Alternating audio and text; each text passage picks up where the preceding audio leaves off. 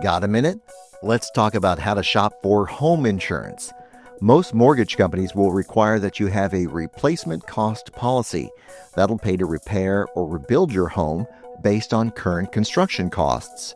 But there are also actual cash value policies. These also pay to repair or rebuild your home, but they subtract the cost of wear and tear on the property first. Make sure you have enough coverage to rebuild your home if it were destroyed. Also, make sure you have enough coverage for your personal property, like clothes and appliances. A deductible is the amount you pay before the insurance company will pay your claim. The higher your deductible, the lower your premium. If your policy has a deductible that's a percentage, make sure you understand what that dollar amount would be. Depending on where you live and what you're insuring, you might need other types of coverages. Ask your agent if you need a separate flood or windstorm policy. If you have questions about insurance, call our helpline or visit our website.